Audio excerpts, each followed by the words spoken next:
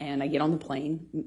It touches down and the SUV pulls up and it sits on the tarmac for a very long time. He knows I'm on the plane waiting for him. So I kind of started to anticipate that things weren't as I hoped, meaning that he was sober and had slept it off. And I'm sitting on the plane for a very long time waiting for him, and he finally opens the door, and I see him get out of the SUV, and I can guess by how he's moving, how he's walking. I didn't realize at the time I had already become really sensitive to these little changes because my life changed depending on what he was on. And he gets on the plane, and I just knew in every cell of my body something was wrong. And he comes straight up to me, doesn't say anything to me, but is looking at me. He's got these glasses on, and he takes them off in this kind of aggressive manner and sits down across from me, not in the usual spot. We'd kind of have our places on his plane, where you get used to sitting. And I remember I got up and moved to accommodate him getting by so he could sit in the normal seat as per usual. He didn't. He sat across from me. At some point, and I don't really remember the exact sequence of it, we take off, and at some point he's asking me what's wrong with me. What do I have? Do I have something to tell him? Do I have something to tell him? You want to talk to me about your day yesterday? And then it gets, I already know that he's drunk. I already know he's using, he reeks of weed and alcohol. I mean, his breath smelled so bad, and I could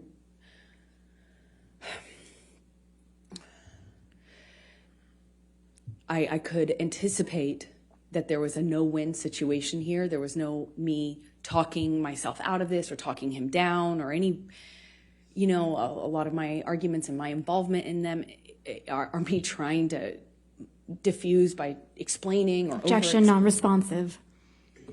She's telling the story, Your Honor. I'll sustain the objection as part. Go ahead. Okay. So he is asking me questions, and I know to not engage.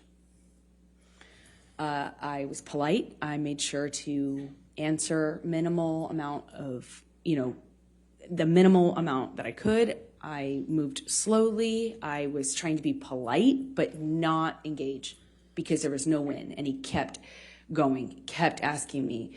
Eventually went from, do you have something to tell me, to, you want to tell me how much you liked it? Tell me, did he slip a tongue? It got worse and worse, just more. It went from asking me about how my kissing scene went or how the sex scene went to asking me what James Franco had done in the scene, to being really explicit about my body. He was talking about he was saying really disgusting things about my body, about how I liked it, how I responded, and then he started just straight up taunting me. I know you liked it. He called me a go-getter. He called me a slut in front, and also this is happening with security and his assistants on the plane. And I remember I felt I struggle to be able to tell you how embarrassed I was, because he was speaking to me in front of people in this way, asking me if I liked it and if I was wet, and why I wasn't looking at him, and that was proof I wasn't looking at him. That was proof that I was asking for it. Did I ask James to do this and this to me? And how about if he does those things to me? Insert sexually explicit descriptions of what he accused me of wanting or deserving. And I, at some point in this, get up and move to the front of the plane. And I remember getting up so slowly. I didn't want to aggravate him. I didn't want to give him any excuse to pounce on. I didn't want to upset him. I didn't want him to flip a switch and get worse. I just remember very slow movements, and I slowly get up and move to the front of the plane, and he starts throwing things at me. Ice cubes, utensils.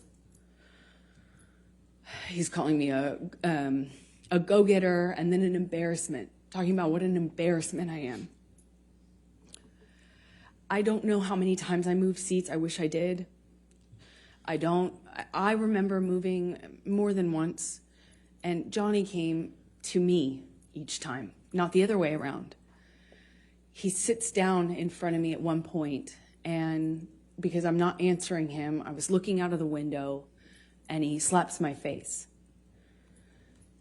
And his friend is in our proximity.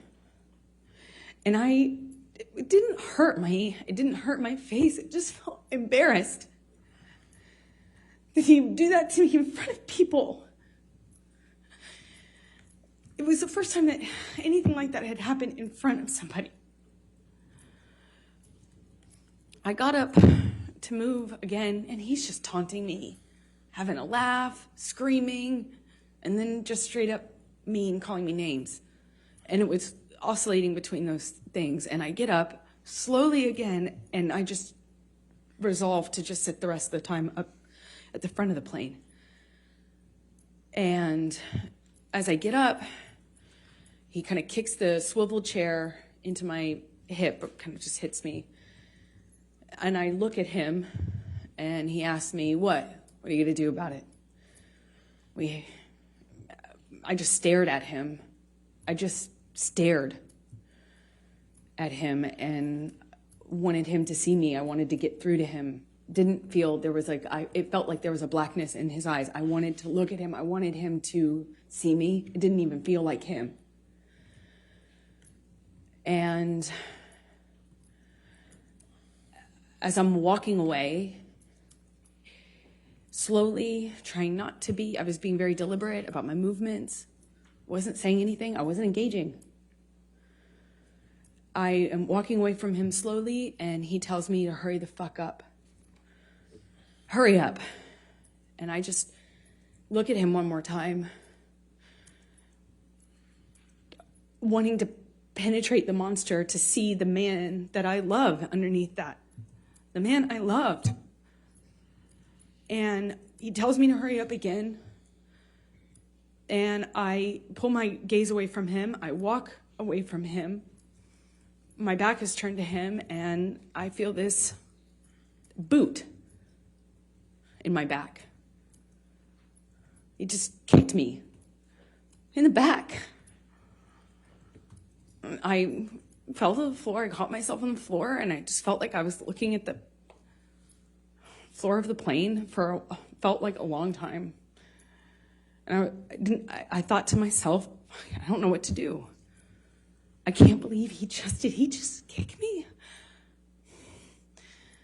No one said anything. No one did anything. It was like you could hear a pin drop on that plane.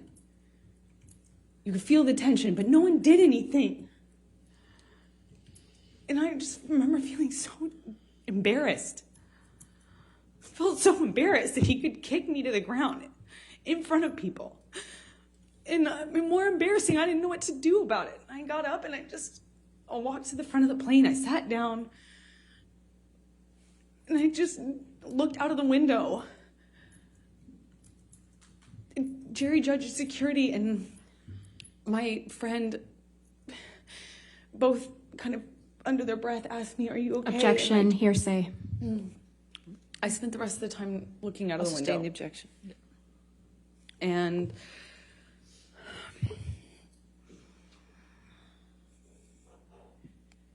Did there come a time that you tape recorded Mr. Depp on this plane?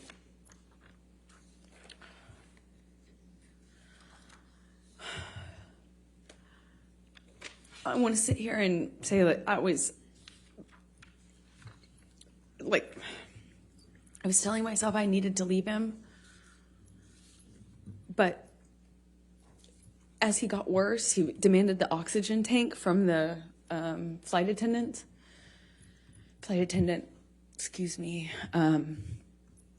and he continued to drink and then eventually started howling like an animal and passed out in the bathroom with the door locked.